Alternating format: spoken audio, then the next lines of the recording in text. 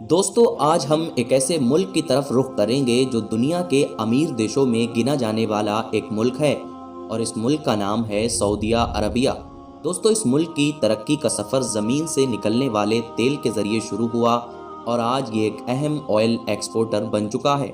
लेकिन दोस्तों, तेल की मदद से तरक्की करने वाला ये देश अब तेल की मदद से और तरक्की नहीं कर पाएगा, क्योंकि हमारी दुनिया की बहुत सारी रिसर्च ये क्लियर कर चुकी हैं कि सन 2050 या 52 तक हमारी दुनिया से तेल बिल्कुल ख़त्म हो जाएगा और जो कुछ थोड़ा बहुत बचेगा भी वो इस काबिल नहीं होगा कि जिसको निकाल कर पैसा कमाया जा सके।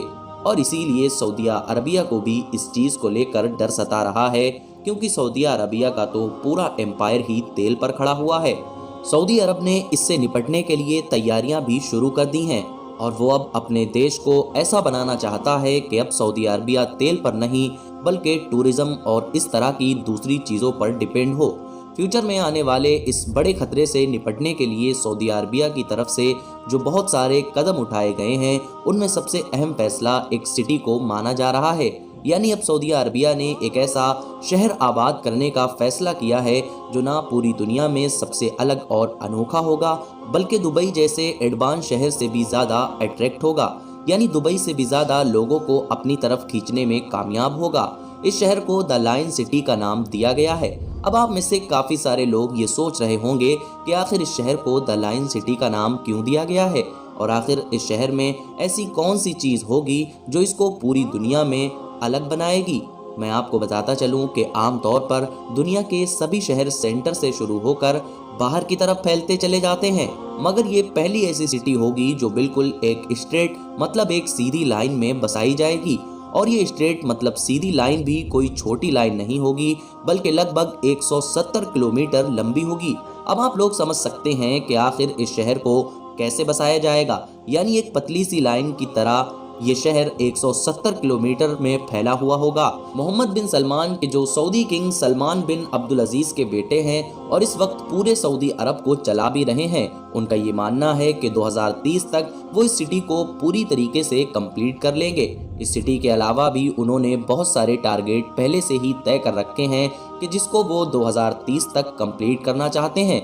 और ये सारे के सारे टारगेट वही हैं कि जिनकी मदद से मोहम्मद बिन सलमान 2030 तक सऊदिया अरबिया की जो तेल के ऊपर निर्भरता है उसको ख़त्म करना चाहते हैं। यानी इस काबिल बनाना चाहते हैं कि तेल के बिना भी सऊदिया अरबिया बिल्कुल वैसा ही रह सके कि जैसा आज के दौर में रहता है। दुनिया के इस नए अजीबोगरीब शहर को सऊदिया अरबिया के प्रोविंस तबूब में बनाया जा रहा है, यानी इजिप्ट वाली साइड में। इसके अलावा प्रिंस मोहम्मद बिन सलमान ने न सिर्फ इस शहर के बहुत सारे फ़ायदे गिनाए हैं, बल्कि ये भी मानते हैं कि ये शहर फ्यूचर में हमारी दुनिया को नेक्स्ट लेवल पर पहुंचाने के लिए एक रोल मॉडल साबित होगा। बात करें अब अगर इस शहर के स्ट्रक्चर के बारे में, तो आपको बताते चलें कि ये शहर 3 स्टेजेस में बसाया जाएगा। सबसे पहली जो स्टेज है उसको ग्राउंड लेयर का नाम दिया गया है। इस लेयर पर ना तो रोड मौजूद होंगे और ना ही गाड़ियां चलेंगी, बल्कि यहाँ पर लोग या तो पैदल चल सकते हैं या फिर साइकिल से चल सकते हैं। यानी यहाँ पर सिर्फ पेड़ पौधे जैसी नेचुरल चीज़ें ही मौजूद होंगी और यहीं पर लोगों के रहने का इंतज़ाम होगा। यानी इंसान एक बिल्कुल हेल्दी लाइफ जी सकेगा। इसके बाद जो नीचे की लेयर है उसको सर्विस लेयर का नाम दिया गया है।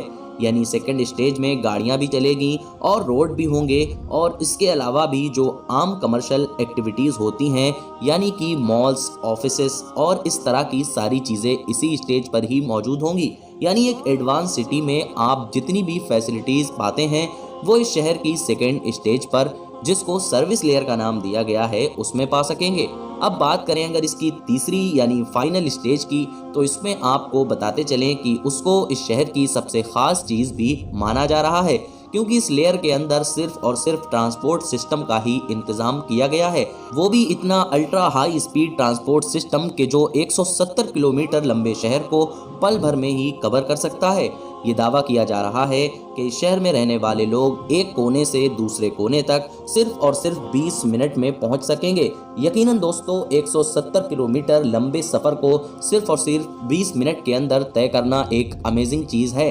इसके अलावा ये शहर दुनिया के बाकी शहरों से इसलिए भी अलग होगा क्योंकि इस शहर में जितनी भी इंडस्ट्रीज़ होंगी, जितनी भी ट्रांसपोर्ट सिस्टम होगा या फिर और भी चीज़ों में जहाँ जहाँ पर भी एनर्जी यूज़ होती है, वहाँ पर सिर्फ रिन्यूएबल एनर्जी का ही यूज किया जाएगा। यानी जिस तेल के खात्मे की वजह से ये सब कुछ किया जा रहा है, उस तेल जैसी चीजें यहाँ पर यूज ही नहीं की जाएंगी। मजे की बात यह है कि 170 किलोमीटर लंबी लाइन में बनाए जाने वाले इस शहर का ज्यादातर हिस्सा लगभग 4,500 फीट ऊंचे पहाड़ों से होकर गुजरेगा। मगर सऊदी गवर्नमेंट ने इन पहाड़ों को खत्म करने के बजाय उनको इसी में यूज करने का फैसला किया है। यानी इन पहाड़ों की मदद से इस शहर को और भी ज्यादा खूबसूरत बनाया जाएगा। प्रिंस मोहम्मद बिन सलमान ने इस शहर की लोकेशन भी बड़ी समझदारी के साथ चूज की है। एक्सपर्ट्स का मानना है कि जिस जगह पर इस शहर को बसाया जा रहा है, ये एक ऐसी जगह है कि यहाँ पर दुनिया की लगभग 40% आबादी सिर्फ और सिर्फ 4 घंटे के अंदर पहुँच सकती है। इतना ही नहीं, अब अगर बात करें टारगेट की, तो प्रिंस मोहम्मद बिन सलमान 2052 तक लगभग दुनिया के 1 अरब लोगों को इस शहर की तरफ अट्रैक्ट करना चाहते हैं, जो यकीनन एक बड़ा आंकड़ा है। अब जाहिर है दोस्तों कि जब इतना ज़्यादा एडवांस और अजीबोगरीब शहर बनाया जा रहा है, तो इसके लिए मालो दौलत भी बहुत चाहिए होगा। इसीलिए सऊदी गवर्नमेंट ने इस पूरे प्रोजेक्ट के लिए लगभग $500 बिलियन का बजट पास किया है। ये रकम कितनी ज़्यादा है, इस बात का अंदाज़ा आप लोग इस बात से ही लगा सकते हैं कि हमारी दुनिया में पाए जाने वाले ज़्यादातर देशों की इकोनॉमी भी इतनी नहीं है। अब आप लोग समझ सकते हैं कि प्रिंस मोहम्मद बिन सलमान इस शहर को लेकर कितना ज़्यादा सीरियस हैं। गुड न्यूज़ ये है कि इस प्रोजेक्ट पर काम भी शुरू कर दिया गया है। मगर अब सवाल यही है कि आखिर 2030 तक सऊदी गवर्नमेंट अपने इस मिशन को कंप्लीट करने में कामयाब हो पाएगी या फिर नहीं। क्योंकि पिछले कुछ सालों में जिस स्लो स्पीड के साथ इस प्रोजेक्ट पर काम किया गया है, उसके हिसाब से तो एक्सपर्ट्स का यही मानना है कि 2030 तक इस मिशन को कंप्लीट करना नामुमकिन सी बात है। फिलहाल दोस्तों, हम अपनी वीडियो को यहीं पर ख़त्म करते हैं। अगर आपको ये वीडियो पसंद आया हो तो वीडियो को लाइक करें और इसको ज़्यादा से ज़्यादा शेयर करें, और इसी तरह की वीडियोज़ देखने के लिए हमारे इस चैनल को सब्सक्राइब करें।